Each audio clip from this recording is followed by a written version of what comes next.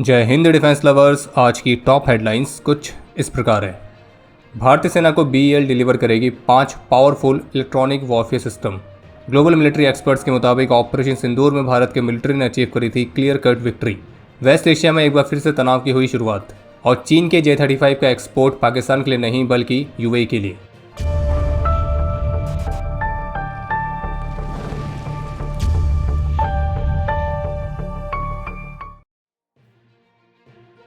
आज भारतीय रक्षा मंत्रालय ने भारत इलेक्ट्रॉनिक्स लिमिटेड के साथ एक कॉन्ट्रैक्ट साइन किया है जिसकी वैल्यू है 1476 करोड़ रुपीस और जिसके तहत जो BEL है वो भारतीय सेना के लिए 5 ground based mobile electronic systems को डिलीवर करेगी। ये खरीद बाय इंडियन IDDM कैटेगरी के तहत की जाएगी और इन सिस्टम्स में कम से कम 72% तक का स्वदेशी कंटेंट रहेगा। और ये जो ground based mobile electronic systems हैं तो इन्हें DRDO लैब DLRL ने स्वदेशी तौर पर डिज़ाइन और डेवलप किया है, जो कि आर्मी की सिचुएशनल अवेयरनेस वाली कैपेबिलिटीज़ को बढ़ाने से लेकर एयर डिफेंस कैपेबिलिटीज़ को इन्हेंस करने में एक महत्वपूर्ण भूमिका निभाएगी। और इसे इंटीग्रेटेड इलेक्ट्रॉनिक इंटेलिजेंस और इलेक्ट्रॉनिक सपोर्ट मेजर्स प्लेटफॉर्म की तरह कॉन्फ़िगर किया गया है, जो कि इनविजिबल इलेक्ट्रॉनिक बैटलफील्ड को डिटेक्ट और डिकोड कर सकती है। दूसरे शब्दों में कहें तो इसका मतलब यह है कि ये जो सिस्टम है ये इलेक्ट्रोमैग्नेटिक स्पेक्ट्रम को स्कैन कर सकता है, जिसमें दुश्मन एयरक्राफ्ट के रडार एमिशंस के लिए उसको सर्च कर सकता है, air defence systems, missile batteries, surveillance radars और ऐसी अन्य बैटलफील्ड सेंसर्स को भी सर्च कर सकता है और ये बहुत ही एक्यूरेट तरीके से रडार एमिटर्स को लोकेट भी कर सकता है। ANI की रिपोर्ट के मुताबिक एक इंटरव्यू में बात करते हुए ऑस्ट्रियन एरियल वॉरफेयर एनालिस्ट और एक हिस्टोरियन जिनका नाम है टॉम कूपर, तो इन्होंने ऑपरेशन सिंदूर के दौरान भारत के रिस्पांस को एक क्लियर कट मिलिट्री विक्ट्री की तरह डिस्क्राइब किया है। और उनका ये कहना था कि पाकिस्तान के साथ इस कन्फ्रंटेशन में भारत ने एक बहुत ही निर्णायक तरीके से बढ़त प्राप्त कर रखी थी। पिछले साल मई के महीने में हुए भारत और पाकिस्तान के कॉन्फ्लिक्ट का उन्होंने एक बहुत ही डिटेल्ड असेसमेंट दिया है और इसी में उन्होंने इस बात को हाईलाइट किया है कि भारत ने न केवल सैन्य रूप से पाकिस्तान को मात दी थी बल्कि अपने कैलिब्रेटेड और प्रिसाइज रिस्पॉन्स के माध्यम से एक बहुत ही मजबूत रणनीतिक संदेश भी दिया था।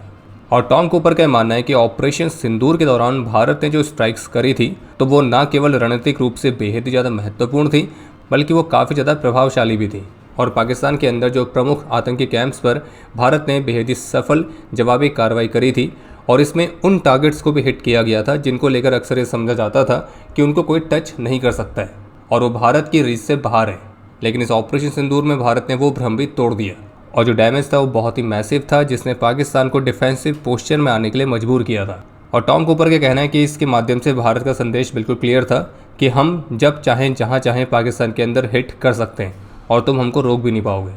टॉम कूपर का ये भी मानना है कि भारत का जो एयर डिफेंस सिस्टम था उसने बिल्कुल एग्जैक्टली वैसे ही वर्क किया है जैसे कि उसको डिज़ाइन किया गया था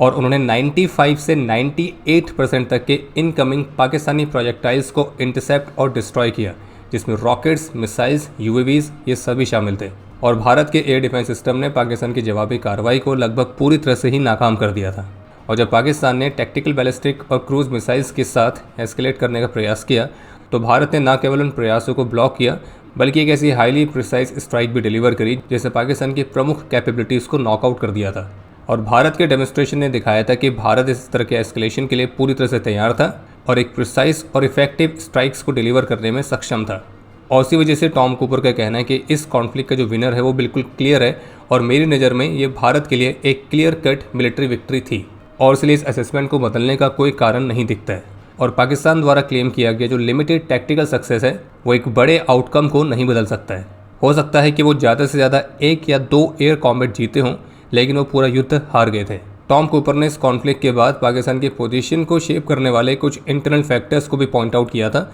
जैसे कि पाकिस्तान की जो आर्म फोर्सेस है तो उनको ये जस्टिफाई करना चाहिए कि सिविलियन गवर्नमेंट के ऊपर उनका डोमिनेंस क्यों है, उनको ये एक्सप्लेन करना चाहिए कि वो कंट्री को कंट्रोल क्यों कर रही है और मिलिट्री स्ट्रेंथ पर सबसे ज़्यादा फोकस क्यों है। इसके अलावा इसमें चीन की भूमिका पर भी प्रश्न उठाए गए जिसमें उनका कहना था कि पाकिस्तान मिलिट्री का जो मॉडर्नाइजेशन का प्रयास है तो वो चाइनीज़ प्लेटफॉर्म्स पर निर्भर है लेकिन ये प्रयास लिमिटेशंस का सामना कर रहे हैं। पाकिस्तान ने J-10 फाइटर्स और PL-15 जैसी मिसाइल्स के माध्यम से अपनी मिलिट्री की स्ट्रेंथ को बढ़ाने का प्रयास किया लेकिन ये सारे के सारे टेम्परेरी मेजर्स हैं और एक लॉन्ग टर्म सॉल्यूशन प्रोवाइड नहीं करते हैं। तो वेस्ट एशिया का जो तनाव है वो फिर से बढ़ता हुआ दिख रहा है क्योंकि जहां पहले कल UAE की अथॉरिटीज़ ने मिसाइल वार्निंग जारी करी थी तो अब यूएई की तरफ से बताया गया कि कल 4 मई को उनके एयर डिफेंस सिस्टम ने 12 बैलिस्टिक मिसाइल्स, 3 क्रूज मिसाइल्स और 4 यूएवीज को इंगेज किया था, जो कि उनके मुताबिक ईरान की तरफ से लॉन्च किए गए थे। और ईरान के इस हमले में 3 भारतीय घायल भी हुए हैं। और अब यूएई का कहना है कि इस ड्रोन और मिसाइल स्ट्राइक के बाद रिस्पॉन्ड करने का यूएई के पास फुल और लेजिटिमेट राइट है। और कल के हमले में यूएई का फुजायरा पेट्रोलियम इंडस्ट्रीज जोन भी टारगेट हुआ था और इसी जगह पर भारत के 3 नागरिक घायल हुए थे। बाकी इस हमले की भारत ने निंदा करी है और भारतीय विदेश मंत्रालय का कहना है कि इस तरह के हमले स्वीकार नहीं है और इस हमले की निंदा भारतीय प्रधानमंत्री श्री नरेंद्र मोदी के द्वारा भी की गई है। और वहीं कल ईरान की मिलिट्री की तरफ से भी क्लेम किया गया कि उन्होंने यूएस वॉरशिप पर वार्निंग शॉट्स फायर किए थे, जबकि यूएस प्रेसिडेंट की तरफ से कहा गया कि अमेरिकन फोर्सेस ने 7 ईरानियन स्मॉल बोट्स को टारगेट किया है। और यूएस प्रेसिडेंट ने इस बात की धमकी भी दी है कि अगर ईरान प्रोजेक्ट फ्रीडम में शामिल यूएस वेसल्स पर हमला करेगा तो फिर अमेरिका उसे धरती के नक्शे से मिटा देगा। वहीं आज मंगलवार को ईरान के चीफ नेगोशिएटर्स ने यूएस को वार्न किया है कि उनकी कंट्री ने स्ट्रेट ऑफ हॉर्मुज़ पर जिनका स्टैंड ऑफ है उसे अभी स्टार्ट भी नहीं किया है। उनका यह कहना था कि हम अच्छे से जानते हैं कि इस स्टेटस क्यू का जारी रहना अमेरिका के लिए असहनीय है, जबकि हमने अभी तक शुरुआत भी नहीं करी है। और जबकि इसी बीच एक यूएस का इंटेलिजेंस असेसमेंट सामने आया है जो कि इस बात की तरफ संकेत करता है कि लास्ट समर से न्यूक्लियर वेपन्स को बिल्ड करने के लिए ईरान को जितना समय चाहिए उसमें कोई भी बदलाव नहीं हुआ है, यहाँ तक कि यूएस और इजराइल की 2 महीने की स्ट्राइक के बाद भी। इंडिया टुडे की रिपोर्ट के मुताबिक, जिसमें सैटेलाइट इमेजेस के रिव्यू के हवाले से बताया गया कि जो पाकिस्तान बेस्ड आतंकी संगठन या यूँ कहीं सुअरों का संगठन जैश है, तो वह बहावलपुर में अपने हेडक्वार्टर्स की बिल्डिंग को फिर से रीबिल्ड कर रहा है, जिस पर पिछले साल भारत ने अपनी स्ट्राइक करी थी। और लेटेस्ट सैटेलाइट इमेजेस में सामने आया है कि कैसे जैश के जो ये जामिया सुबहान अल्लाह कंपाउंड है, तो यहाँ पे हैवी मशीनरी और मल्टीपल कंस्ट्रक्शन व्हीकल्स डिप्लॉयड हैं। बाकी इस पर हम बस ये कहना चाहेंगे कि पिछले साल हुए ऑपरेशन सिंदूर से लेकर अभी तक भारत ने भी और भी नए नए वेपन्स एक्वायर कर लिए, तो इसलिए पाकिस्तान की इन सुअरों को अपने बेसिस फिर से बनाने दो, ताकि समय आने पर उन पर भी बड़े बड़े होल दोबारा से हो सकते हैं। बाकी एक और अपडेट है कि बंगाल के जो इलेक्शन रिजल्ट हैं वो केवल भारत में ही नहीं बल्कि भारत के बाहर भी काफ़ी ज़्यादा चर्चा का विषय बने हुए हैं। और पता नहीं क्यों भारत के जो एडवर्सरीज हैं वो बंगाल इलेक्शन के रिजल्ट से खुश नहीं दिख रहे, और उसी वजह से उन्होंने एक नया तरह का प्रोपेगेंडा रन किया है भारत के खिलाफ इस मामले पर। जैसे पाकिस्तान का जो अनुषित तिवारी नाम का एक सोशल मीडिया अकाउंट है जो कैसे दिखाता कि वो इंडियन अकाउंट है पर वो पाकिस्तान बेस्ड अकाउंट है, और अब उसके लोकेशन उन्होंने चेंज करके साउथ एशिया कर दिया है। और इस अकाउंट के माध्यम से लगातार fake news, fake post publish की जाती है, और हमें भी अभी तक समझ में नहीं आया कि भारत सरकार ने इस अकाउंट को अभी तक बैन क्यों नहीं किया है। और अब इसी अकाउंट के माध्यम से एक और फर्जी न्यूज़ फैलाई जा रही है कि भारतीय सेना बहुत ही बड़ी तादाद में कोलकाता में एंटर हुई है, लेकिन वहाँ के सिविलियंस ने उन्हें ब्लॉक कर दिया है। और ये भी दावा किया जा रहा है कि वेस्ट बंगाल की पूर्व मुख्यमंत्री ममता बनर्जी घायल हुई हैं, उनके घर पर सीआरपीएफ ने हमला किया था, और कोलकाता में जो फॉरेन एम्बेसीज हैं उनको शट डाउन करने के ऑर्डर्स दिए गए। तो आपको बता दें कि सारी की सारी फर्जी न्यूज़ हैं, ऐसा कुछ भी नहीं हो रहा है, और ये कोऑर्डिनेटेड डिस इन्फॉर्मेशन कैंपेन का हिस्सा है जो कि पाकिस्तान का प्रोपेगेंडा नेटवर्क फैला रहा है। और इसकी पुष्टि पीआईबी फैक्ट चेक की तरफ से की गई है। लेकिन हम फिर से यही पूछेंगे भारत सरकार से कि अभी तक ये अकाउंट बैन क्यों नहीं हुआ है, जबकि सबको क्लियरली पता है कि ये पाकिस्तानी अकाउंट है और ये लगातार फेक न्यूज़ फैला रहा है।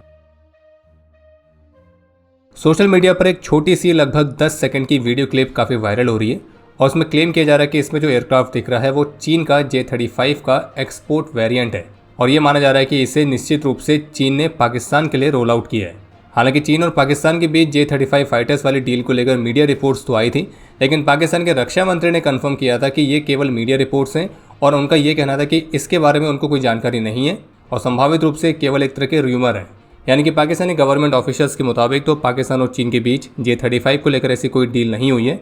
और अगर ये J-35 का एक्सपोर्ट वेरिएंट है J-35AE तो ये पाकिस्तान के लिए नहीं बल्कि यूएई के लिए हो सकता है, और यूएई इस J-35 का पहला एक्सपोर्ट कस्टमर बन सकता है, और मिलिट्री एक्सपर्ट्स का भी यही मानना है। और खैर पाकिस्तानी केस में हम समझ भी सकते हैं कि J-35 भले ही चाइनीज़ है, लेकिन खरीदने के लिए पैसा तो उसके लिए भी चाहिए, और पैसों के मामले में पाकिस्तान की कंडीशन क्या है वो तो आप सभी जानते ही हैं। इसके अलावा एक और महत्वपूर्ण अपडेट है कि भारत का एक ऑल पार्टी डेलीगेशन ताइवान को विजिट कर रहा है, और अब समय है आज के इतिहास का। आज के दिन 2005 में जम्मू कश्मीर में अपने अदम्य साहस और वीरता का परिचय देते हुए मेजर सलमान अहमद खान और राइफलमैन विजय सिंह गौड़ ने अपना सर्वोच्च बलिदान दिया था। मेजर सलमान को मरणोपरांत शौर्य चक्र से और राइफलमैन विजय को मरणोपरांत सेना मेडल से सम्मानित किया गया।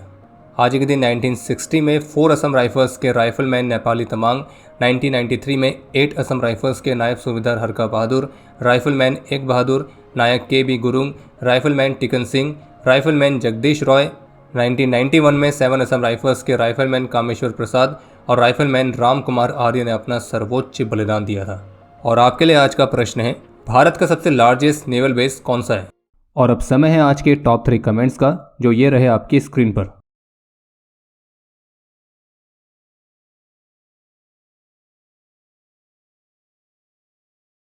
उम्मीद है आपको आज का एपिसोड पसंद आया होगा। पसंद आया तो वीडियो को लाइक करना ना भूलें। आपके कोई भी सुझाव या सवाल हो तो उसके लिए कमेंट सेक्शन ओपन है। और अगर आप डिफेंस रिलेटेड और भी एक्सक्लूसिव कंटेंट में दिलचस्पी रखते हैं तो आज ही प्ले स्टोर से डिफेंस स्क्वाड की सुपर ऐप को डाउनलोड करना ना भूलें। और अगर आप चैनल पर पहली बार आए हैं तो squadron.in पे जाके हमारे नए डिज़ाइंस को भी चेकआउट जरूर करें। बाकी जल्द मिलेंगे नए एपिसोड के साथ। तब तक के लिए जय हिंद, जय भारत।